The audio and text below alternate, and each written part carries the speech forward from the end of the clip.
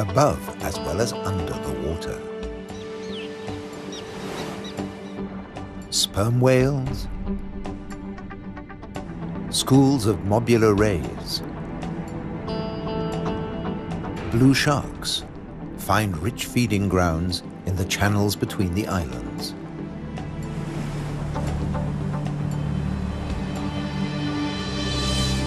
Nutrient-rich reefs draw in life. Blue whales seek out tons of krill in ocean depths. Here, around the Azores, Europe's wild islands.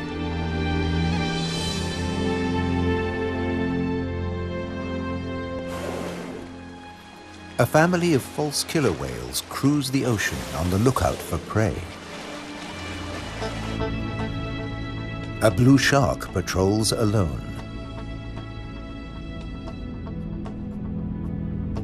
Shoalfish confuse single predators. But when they meet false killer whales, the water boils. An individual false killer whale dives down with its prey.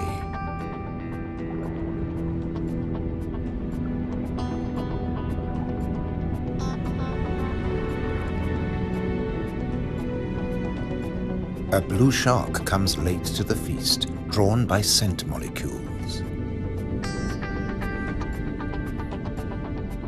But this morsel presents a problem.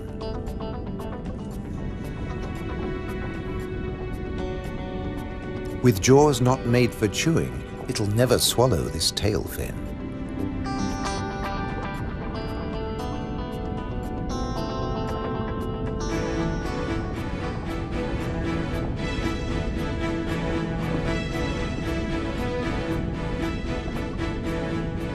Most fish force water through their gills to breathe. This shark can't, so it has to keep moving.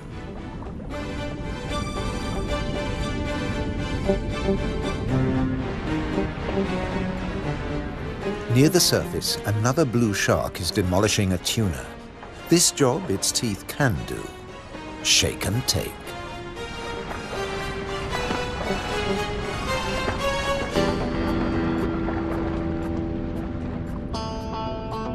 Fragments streaming from its gills float to the surface.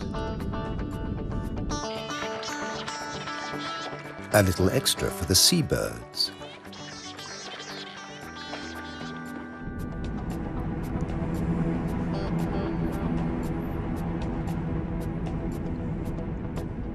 Not all the remains go up.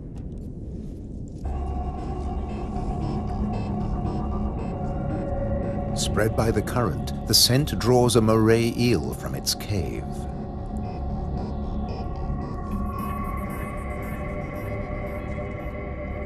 Sea bream, triggerfish, and painted combers are on its tail.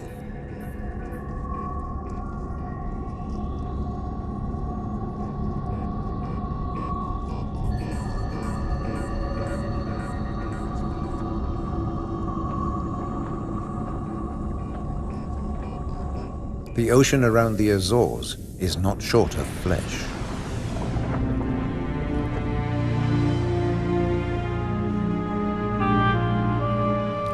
And yet above the water, the islands themselves have no large wild animals.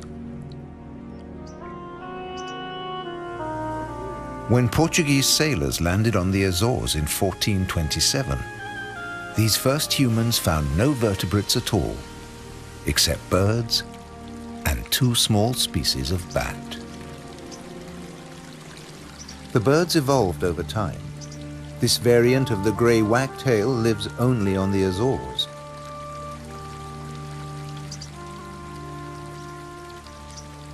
With head feathers a different color from its European relatives. Whole islands have changed too. Santa Maria must have been much warmer once.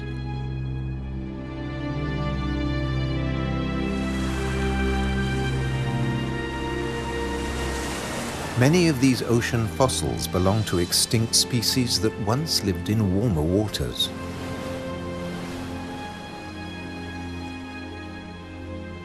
The water temperature may have fallen, but not the diversity of species.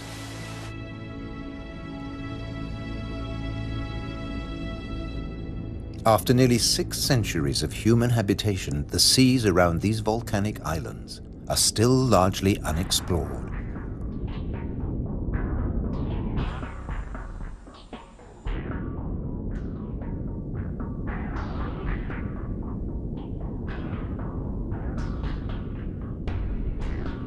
This is the world of the anglerfish.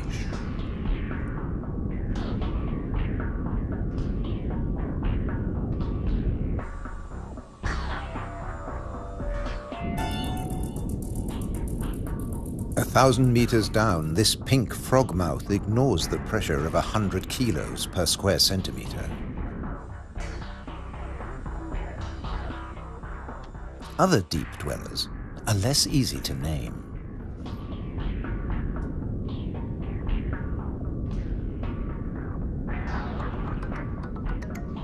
In the darkness, it's easy to underestimate your prey. It has to fit into your stomach.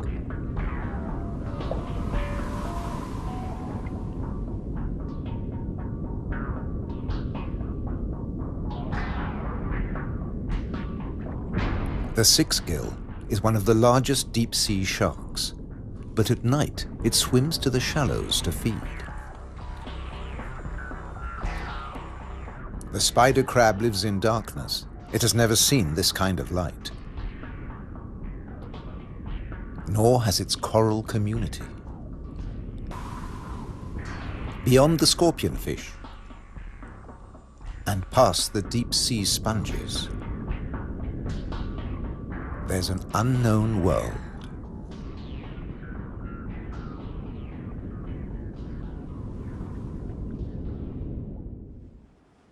Imagine the Atlantic between Europe and America 8 million years ago. Pressure along the mid-Atlantic ridge forces the continental plates apart. Volcanoes pierce the surface on both the Eurasian and the American side. The Azores.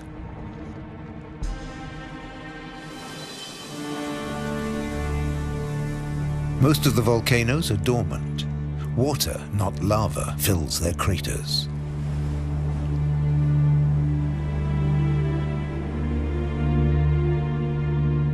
Sometimes only crater edges rear from the sea, worn down by the elements.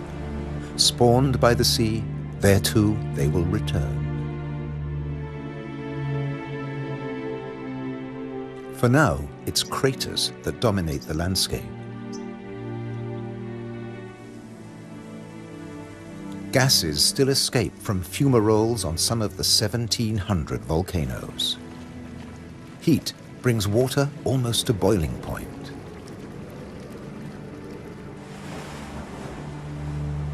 A massive eruption hit Fayal Island 60 years ago.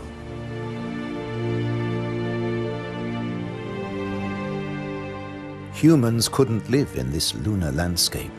Hundreds followed the sun to America. On the volcano's slopes, life had to begin again.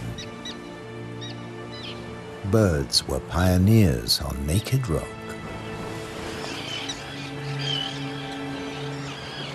Wind and birds still bring seeds from over the sea. Some come floating in.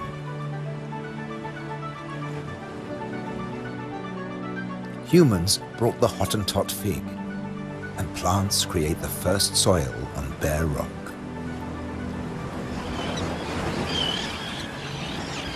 An active volcano will destroy life. Dormant or extinct, it can create it, above and below the water. The underwater cliffs of Formigas are the summit of a volcano. Overall, the waters of Europe's wild islands are home to more than 1,500 species. This is the spiny starfish.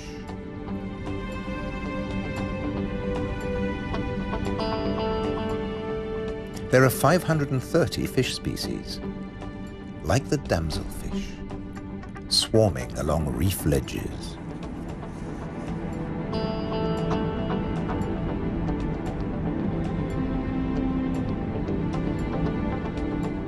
The grouper is a formidable loner. Its giant maws scare off intruders.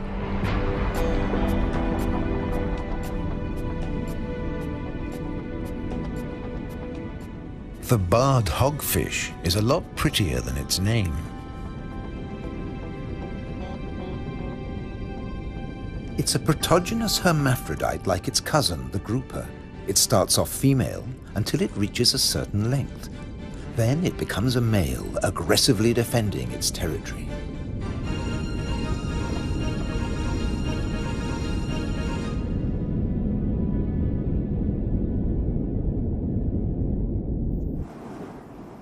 The archipelago's weather changes too, up to 4 seasons in a single day.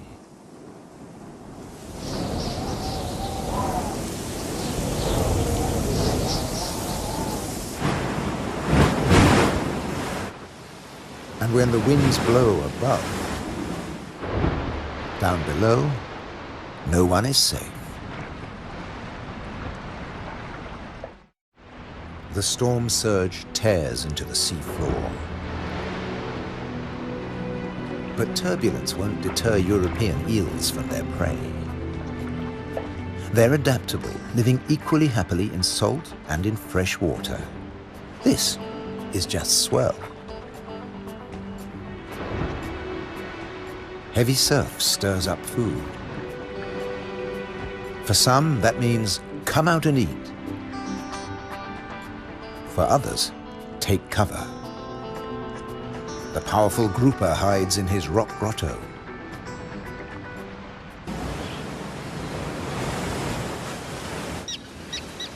In churning waters, it's tough to spot your prey. But the common terns have no choice. The first chicks have hatched, and they're waiting to be fed.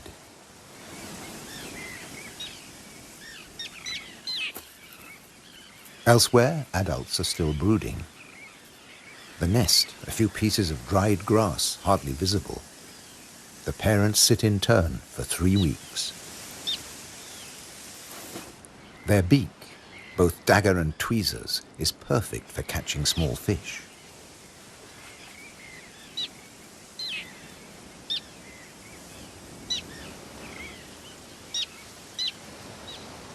"3,000 pairs breed here.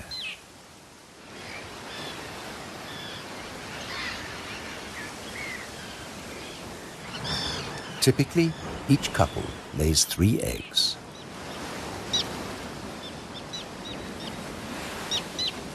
The chicks are fed for 4 weeks, till they can fly as well as their parents.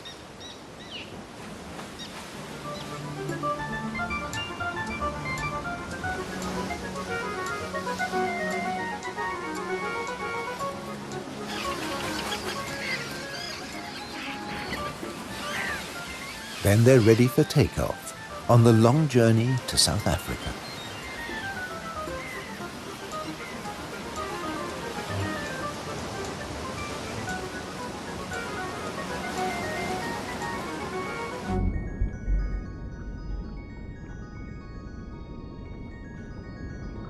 Under the water, survival can depend on staying still, very still, like a wide-eyed flounder.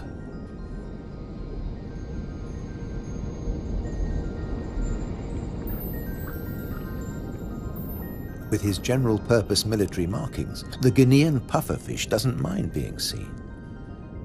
The Atlantic lizardfish doesn't bother with disguises at all. It simply shimmies into the sand.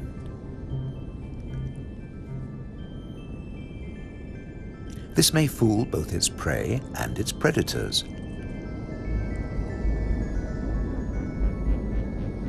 But it won't fool the pufferfish patrol.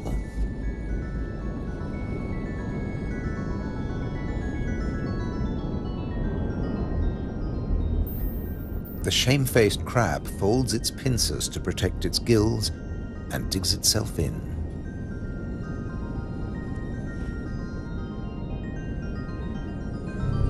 Leaving no opening for the plump flatfish.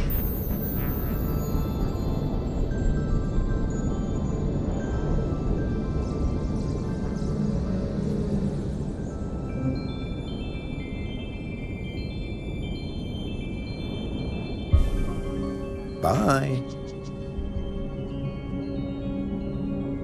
A starfish flees at top speed from a marauding snail.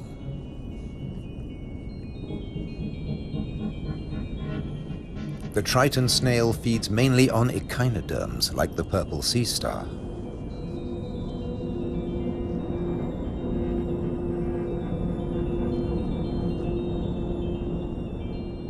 It's no big deal for an octopus. No pickings for it here.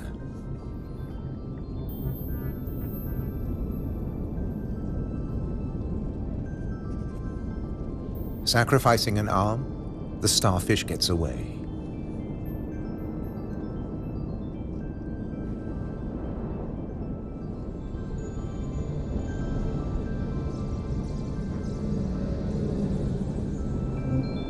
It's escaped with its life, and the limb will grow again.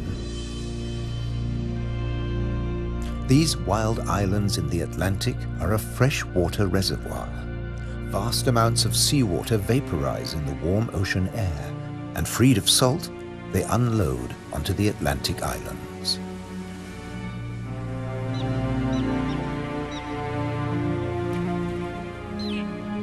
The common tern flies between two worlds, fishing in the sea and in the lakes.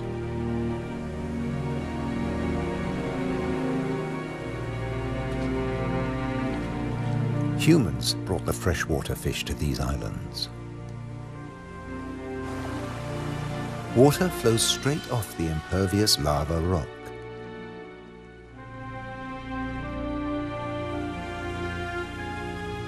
But peat moss sucks up huge quantities of water like a sponge, taking it in through every surface. Deprived of oxygen, the dead parts of the moss never rot. The extremities keep on growing, and the moss colonizes more and more of the bare rock.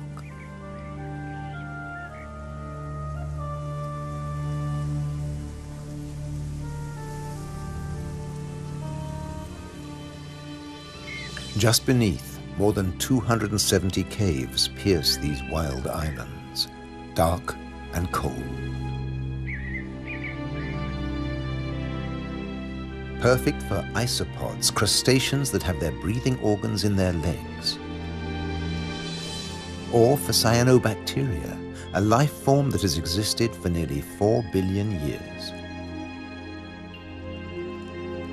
Cooling lava drops create amazing shapes. Shark's teeth. It's a hollow, secret world, just waiting to be filled. Past the undersea threshold of the Azores, it's permanent night. Perfect for a nocturnal common stingray.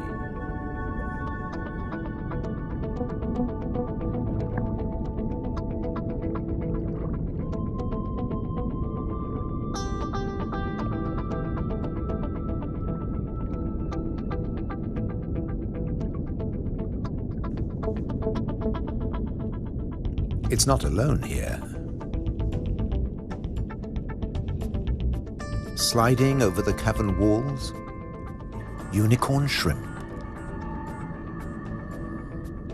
In the camera light, combers and scorpionfish snatch at their prey.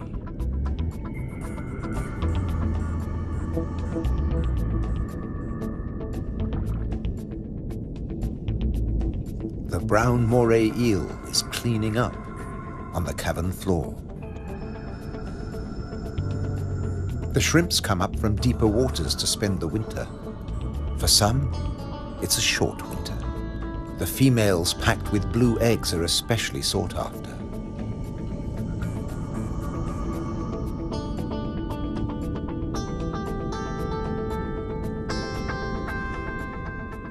The shrimps also live off crustaceans, their own species. What's left of the moray eel's dinner?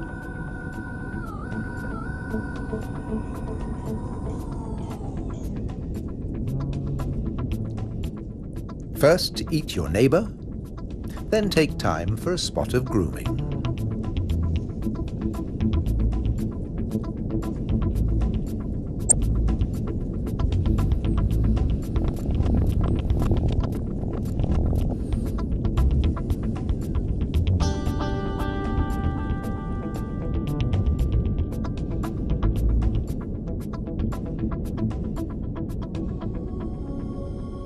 Nearby, on the rocks, an octopus with a human face reaches out.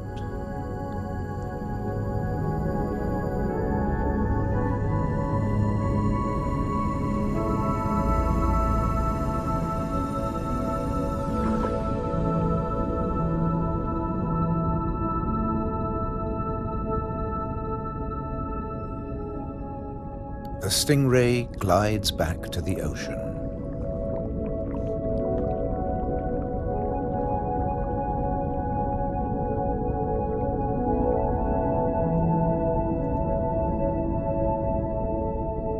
Passing the hundreds of bristleworms growing in front of the cavern.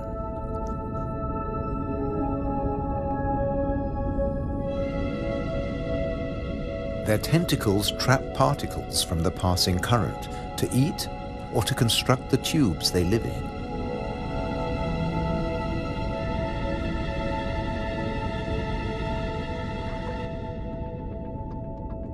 Deeper down is a mysterious place, a rare sight in the Azores, a garden of soft corals.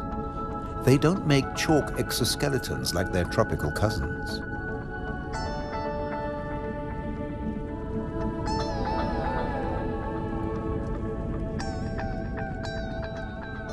The currents carry plankton down to their home on sunken seamounts.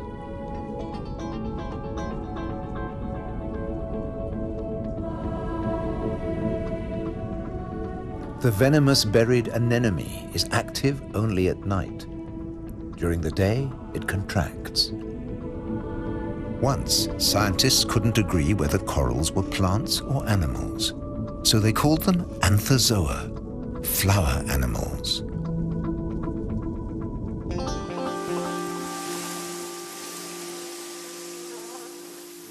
No doubt about these. All the flowers on Europe's wild islands arrived from somewhere else. Hydrangeas came from Asia. Natural boundaries between fields. They're a symbol of the Azores.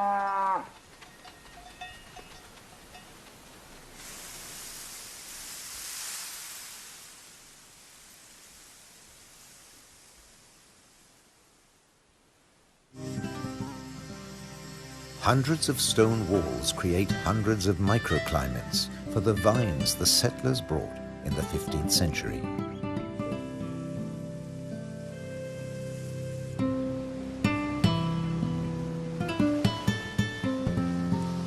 "400 years later, the vineyards were abandoned as islanders left for America.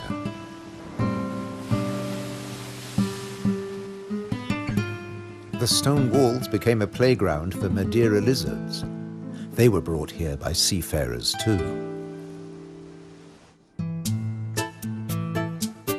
Azores wines are now fashionable again. Nearly 1,000 hectares, more than 2,000 acres of ancient vineyards on the island of Pico have been declared a World Heritage Site by UNESCO. The ruts of ox carts, once the island's only transport. They dragged firewood and building materials for houses and stone walls.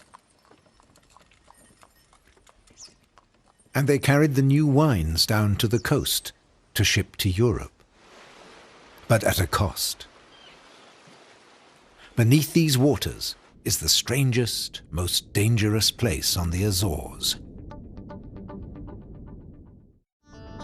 They call it the Anchor Graveyard. Scores of great iron anchors lying on the seabed. When an Atlantic storm hit, the only way to save your ship from the rocks was to cut the anchor rope fast and dash for the open sea. The iron left behind has become a rusting reef for a multitude of creatures. These anchors are coated by algae and tube worms.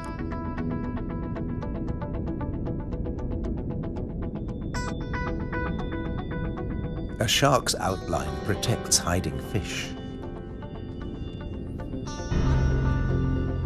The grim-looking sea robin feels its way. The 3 front spines of its pectoral fins have their own receptor cells for finding food. The Mediterranean mooray's mouth is mournful, but it's miming the call of the sea robin's swim bladders. A common octopus discreetly searches for food. It will fit in anywhere.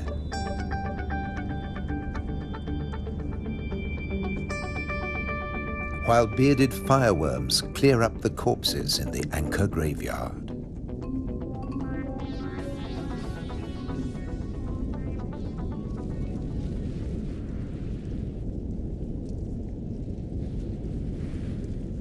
They are the mobile relatives of the immobile tube worms.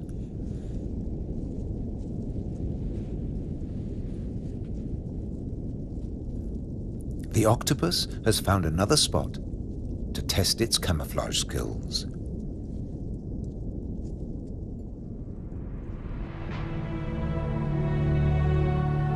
Above water too, human presence is everywhere, even in the craters.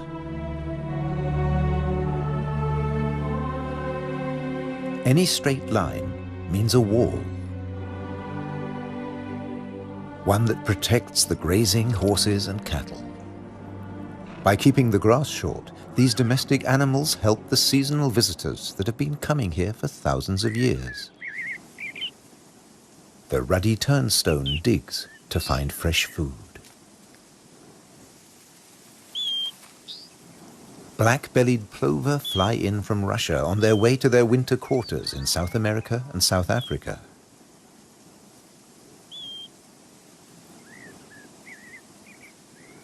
The ruddy turnstone drops in from the Arctic. The northern wheatear arrived from Canada via Greenland. The American pipit drifted in from North America. The blackbird? Well, it's here all year round. It's an endemic variety. The male is darker and glossier than its mainland cousin. Birds have to transport their own weight. A little body can be a big advantage on a long journey. But weight doesn't matter to other migrants. They're supported by water.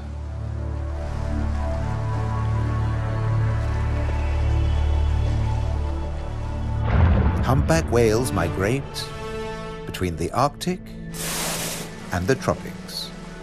They make a hunchback when they dive, hence the name.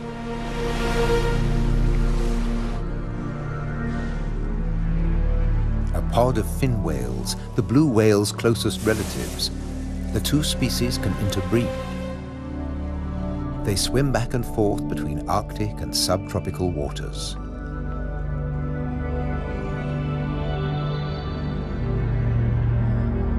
Fin whales and blue whales have their blowhole in the center of their skulls. Sperm whales have theirs on the left.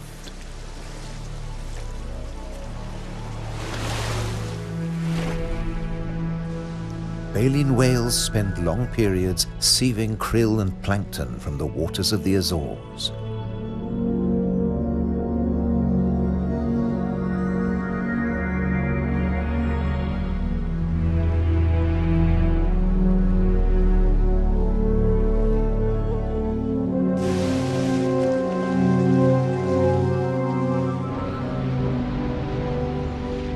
They leave their excreta behind them. It feeds vegetable phytoplankton. Animal plankton eat the phytoplankton, and at the other end of the food chain are fish and the whales themselves. But a great deal of whale food comes from deeper down.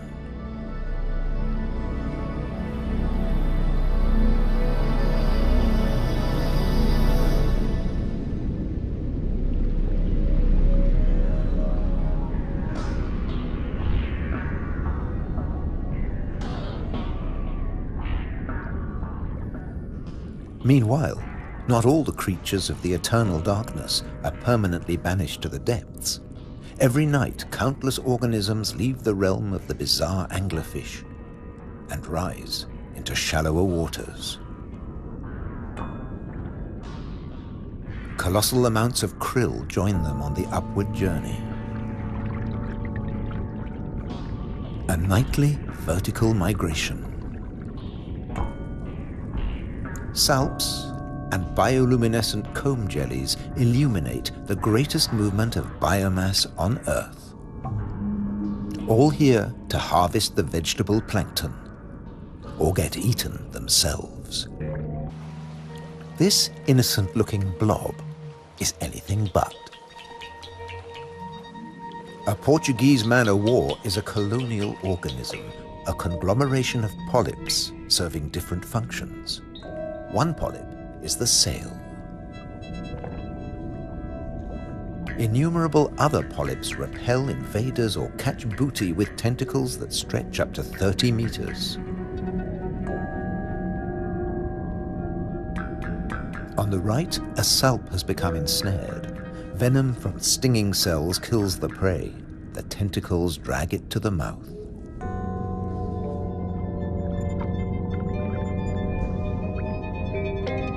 Salps are tunicates or sea squirts, more closely related to us than to jellyfish. Delicate bands of muscle rhythmically contract, pumping water through the salp's body, filtering its food.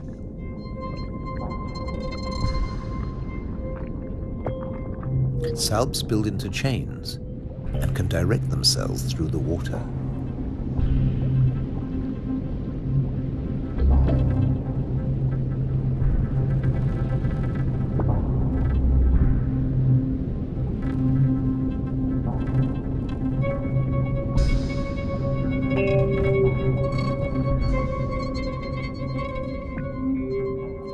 A chain can be up to a meter or longer.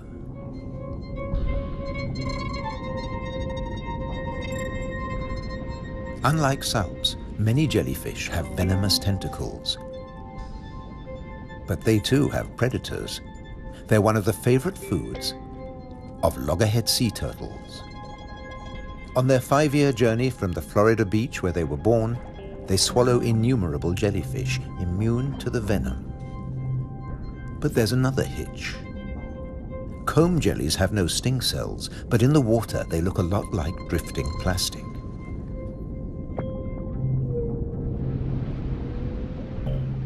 And that's the problem. The turtles try to eat plastic, and it kills them.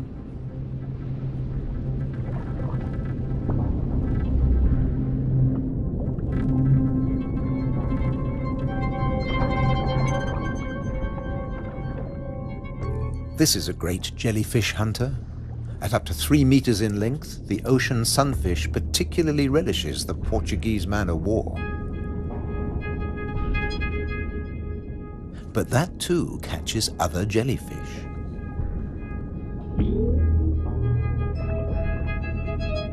The sunfish can dive. This heaviest of all bony fish tears its prey apart in the depths.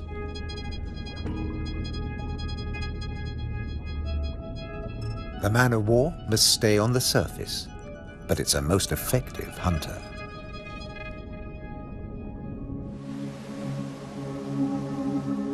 The Cory's shearwater also has a successful strategy, at least in its familiar world.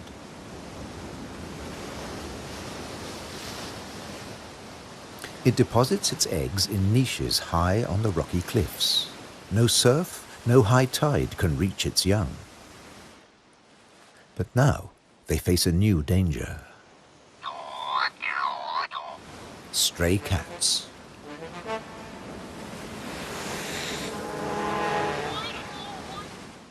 The female shearwater laid a single egg in May. Pity there's only one. Looks like a bad strategy now. They can't adapt to an unwanted gift brought by humans.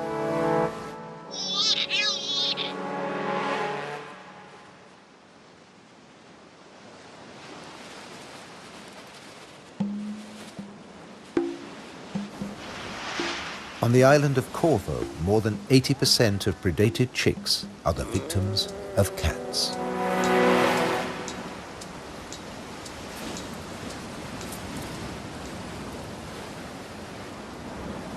There's nothing the adult birds can do. They spend the whole day out over the sea.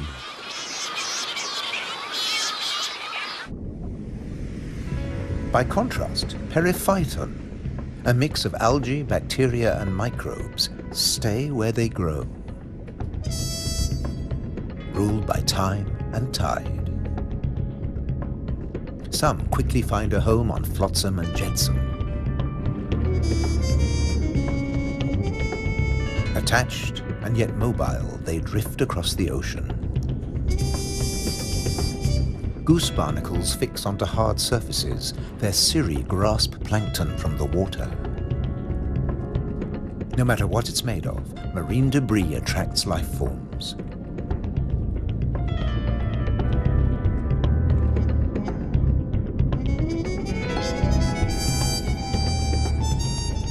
One of the ocean's fastest swimmers likes to stay close to flotsam, the mahi-mahi.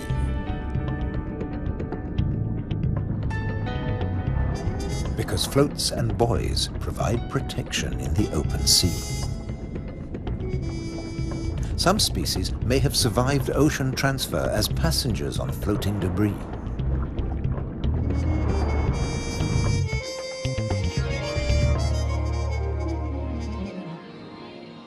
When shearwater breed, dusk brings a deafening chorus.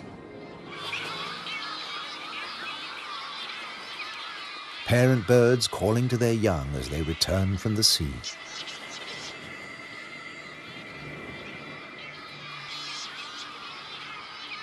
The birds recognize each other's cries. 75% of all the world's shearwaters breed in gigantic colonies on the Azores.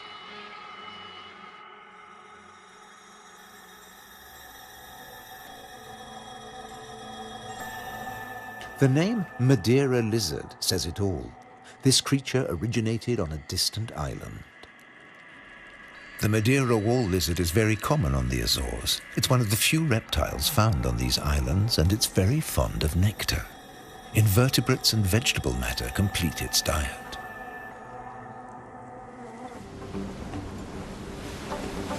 Just across the bay is the domain of a giant. This is the whale shark. The world's biggest fish. That's what 12 meters of muscle and cartilage say about the whale shark. Like mobula rays, it's mainly a plankton eater, but also eats crustaceans and small fish.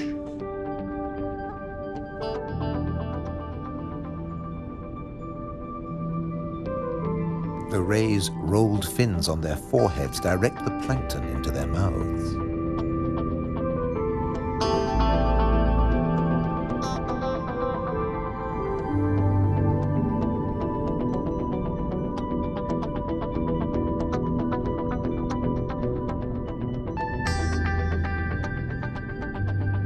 Mobula rays are part of the manta ray family. They cruise in small groups, shadowed by fish using them as cover and picking up their leftovers. Flying in slow motion, the rays dance through the ocean, round the volcanoes.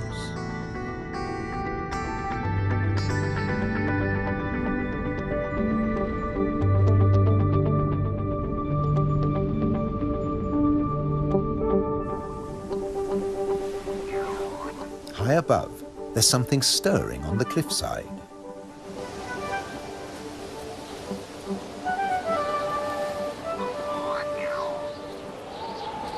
A Cory's shearwater leaves the nest niche for the first time. He doesn't know a thing about flying, but his parents have stopped feeding him. He has to learn to fly as fast as possible, or he'll never have a meal again.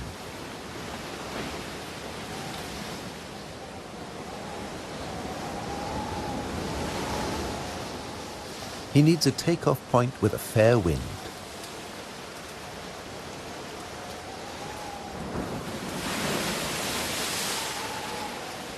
Even on the rocks, he looks unsteady.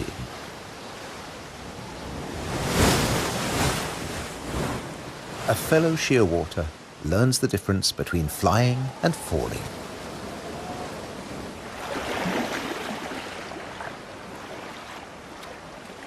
If you're already on the surface of the sea, there's nowhere further to fall. But getting aloft is even more difficult.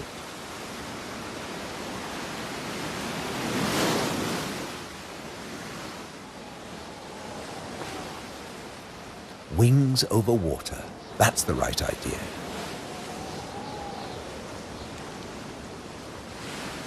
Taking off from the sea in a side wind?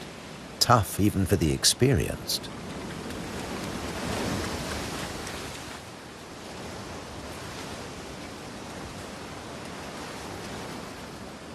It's now or never. Pluck up your courage. Embrace the wind and off to South America.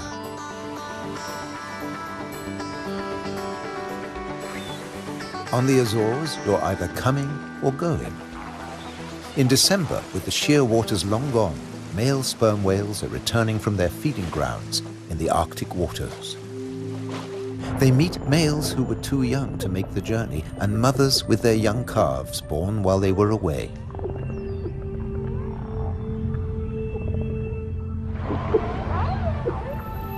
While the mother dives for food, her calf stays on the surface.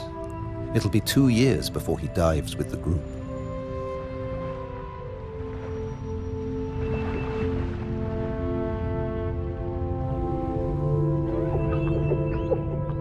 The whales will seek giant squid at a depth of 1,000 meters.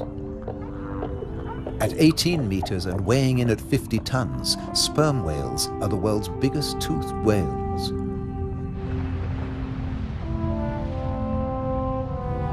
The calf will remain alone for up to an hour, defenseless against a possible attack by killer whales.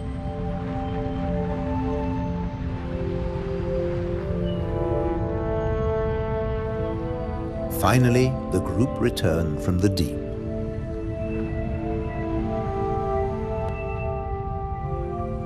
The calf is once more under the protection of its mother. She will feed it for 2 years. During this time, she won't fall pregnant. Now the whales can take their ease, preferably hanging vertically in the water.